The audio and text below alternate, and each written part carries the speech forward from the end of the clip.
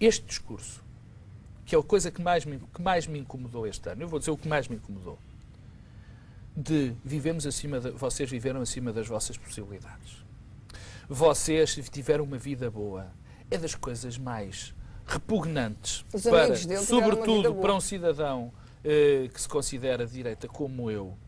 Estás a falar das últimas declarações Não do estou a Presidente falar da das República. últimas declarações, estou a falar do discurso, de que nós vivemos acima das nossas possibilidades, do discurso de que nós tivemos uma vida fácil. Portanto, isso achas o pior momento acho e é o que tu o pior destacas. momento e é o que eu destaco. E com isto, dizendo só isto, eu queria que as pessoas se lembrassem, do número de pobres que nós temos no nosso país, da média de salário, isso. É que este discurso cria medo, apatia e submissão, e é por isso que ele é utilizado. Cria estas três coisas em simultâneo. Pronto, obrigadíssima, porque era o meu tema. Nunca, na minha história pessoal e na história política portuguesa, e não só, a história social, económica, etc., eu olhei para toda a gente que está no ativo na política e de uma ponta à outra, sem exceção, disse a mediocridade impera. Não me revejo em nenhuma destas pessoas. O que estas pessoas dizem ou pensam não me interessa e não as acho suficientemente inteligentes para dirigir o país. Nem o José Lelo? Nem o José Lelo. É deprimente, é um pensamento deprimente, porque condiciona inevitavelmente o voto, ou seja, apetece-te votar em alguma destas figuras? Não. Sinceramente, não. E houve debate político em Portugal durante muito tempo. Hoje vejo pessoas agregadas ao debate político e estarem no debate político pela simples razão de que ocupam um determinado cargo numa determinada instituição ou numa determinada hierarquia. Essas pessoas foram convocadas em função ou do poder que têm ou do poder que podem vir a ter, portanto é uma mera troca de interesses. Todos o que é que isto gera? Isto gera a enorme resignação, o medo dos cidadãos, a enorme resignação perante aquilo que se vai passar. Mesmo Natal, tens toda a razão, Clara, mesmo Natal, parabéns. mas as verdades são para E é verdade. A enorme demissão dos cidadãos portugueses face ao seu futuro, traduzida nesta fórmula exemplar, meus caros senhores, imigrem. Só vos resta emigrar. Isto é extraordinário. Claro, um minuto para fecharmos fecharmos com o Internacional. E, portanto, a enorme complacência perante a corrupção que fez com que o povo português absorvesse as perdas do BPN, muito superiores às das perdas de qualquer banco inglês, sem o protesto, sem o gemido. É extraordinário. Ainda por cima temos o presidente Cavaco Silva, cujos amigos estavam todos no BPN, vir dizer que os senhores tiveram uma vida fácil. Isto é insultuoso e é insultuoso da inteligência coletiva. Internacional, muito brevemente, tem a mesma eleição que a revista Time, o protesto. O protesto, porque ele vem justamente nos antípodas daquilo que eu acho que está a passar-se em Portugal, que é a diminuição intelectual de todos nós. Quando o ministro Relvas campeia e impera, há qualquer coisa de profundamente errado neste país. Peço desculpa, mas não estou a ser snob. Há qualquer coisa de profundamente errado. Quando o ministro Relvas assume decisões, não gosto de verbo assumir, mas toma decisões unilaterais sobre coisas tão importantes como o serviço público, sem que haja um único protesto cívico, não é um protesto dos agentes, envolvidos. Isto é o fim da democracia, para mim. Isto é o fim da democracia. Calma, Clara. É o fim da democracia. É a aceitação de tudo. Nós já tomámos a decisão por vocês. Ora, isto cheira-me a quê? Eu já vivi num sistema antigo onde as pessoas tomavam a decisão por mim e me diziam o que é que eu devia fazer. Nisto sou mais liberal que o Governo.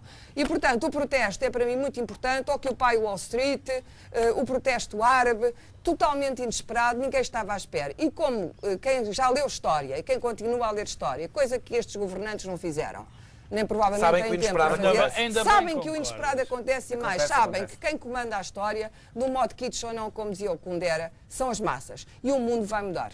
E, junto com Mercosi, os tecnocratas. Ou seja, este novo sistema de governo que se descobriu na Europa, que é cumpridores de planos de uma troika que se mostrou absolutamente desastrosa. A ver os números da Grécia, são absolutamente... Todas as previsões que a troika fez, todas, saíram completamente furadas na Grécia. Tudo ao contrário. É tudo ao contrário. Mas, extraordinariamente, para daqui a 3 anos mantêm as suas previsões, como se nada estivesse a acontecer. Portanto, esses representantes de burocratas, pessoas não eleitas, Primeiro-Ministro da Grécia, Primeiro-Ministro de Itália e outros virão. E outros virão. Não eleitos. Pessoas não eleitas. E para concluir, tecnocratas e que representam uma outra figura do ano, que é uma empresa. e, metaforicamente, não a representam ela especificamente, já aqui falei que é a Goldman Sachs, ou seja, vêm todos do mesmo sítio, defendem todos a mesma coisa e têm todos a mesma legitimidade democrática, que é nenhuma. E é esta Europa que nós estamos a construir e, desse ponto de vista, o senhor Merkozy, ou a senhora Merkozy, como quiserem, não põe em perigo apenas, a senhora Merkozy, não põe apenas em perigo a União Europeia e não estão a pôr apenas em perigo as economias europeias, estão a pôr em crise a democracia. Uma, que a nossa crise se deve aos últimos 6 anos. É a primeira. E é uma figura. E conseguiu-se vender.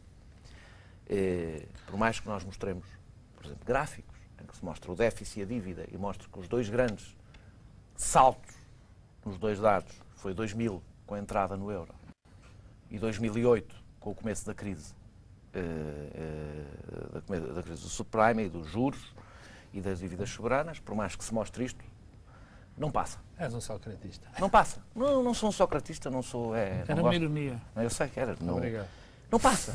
E, portanto, isto também não passa. Portanto, isto ajuda a vender outra ideia, que é: fizemos a asneira, agora vamos pagar as favas. E a segunda ideia é: isto é tudo inevitável. Tudo. Não há nada que se discuta na política portuguesa que não acabe nesta frase. É inevitável. Pois nunca houve, isto não é poesia, isto que eu estou a dizer, nunca houve na política nada inevitável. E é por isso mesmo que existe política. A política é exatamente o contrário do inevitável. E dizem, o que ele diz é óbvio, não é? Se as pessoas não têm emprego, imigram. Pois claro, com certeza que é óbvio. A minha pergunta é: para que é que eu preciso de um primeiro-ministro para me dizer para emigrar? Para que é que eu preciso de um primeiro-ministro? Se a solução que ele tem é eu ir-me embora daqui, no dia em que eu me for embora daqui, eu deixo de ser um problema do primeiro-ministro e o problema do primeiro-ministro, esta é a parte boa, deixa de ser um problema meu. E, portanto... Há vantagens. Há vantagens. Dos dois lados. Dos dois lados. É que não é só a assunção da desistência, que é evidente aqui. O primeiro-ministro, que este governo desistiu do país. Não é só isso. É a absoluta inutilidade deste primeiro-ministro. Da mesma maneira, quando um primeiro-ministro me diz que é preciso empobrecer, mas porquê é que eu preciso de um governo para empobrecer? Basta não fazer nada. Não fazer nada, empobrece e até pouco no governo. Quando o primeiro-ministro quer cobrar mais impostos, a solução que tem para o déficit é cobrar mais impostos. Eu não preciso de um governo para cobrar impostos. Basta a Direção-Geral de Contribuições e Impostos sozinha faz isso. Para que é que o primeiro-ministro diz, agora quando previu recentemente quando previu que os impostos iriam diminuir em 2015, 2015, ano de eleições, não é? Nós até... Eu não preciso dele, também prevejo que vão diminuir em 2015. Não, já estás a prever mal. Se ele durar até 2015. Se ele durar até 2015. Aí é a parte do otimismo dele. E ele diz porquê? Porquê é que a gente sai da crise? Porque vamos exportar mais a partir de 2013, 2014. Porquê? Porque a crise internacional vai diminuir. Como diz o Pedro Marcos Lopes, como é que é? Cenarizar. Lá está o Primeiro-Ministro a cenarizar. E a minha pergunta é, para esperar... Não tratar mal com a Natal. Peço desculpa. Para esperar pelo fim da crise, para que é que eu preciso de um governo? Não preciso de um governo para nada. Arranjei-me uma cadeira, eu sento-me e fico à espera. Já lhe dei um bom serão, já sei as horas que são ainda agora. O povo bem pode dizer que quem canta seus males espanta, mas no caso de Passos Coelho não é bem assim. Todos os que me chamam de lado e me dizem: Passos Coelho, não diga tantas coisas que possam assustar as pessoas. Passos Coelho, olha que o país já não o consegue aturar. Não diga mais nada.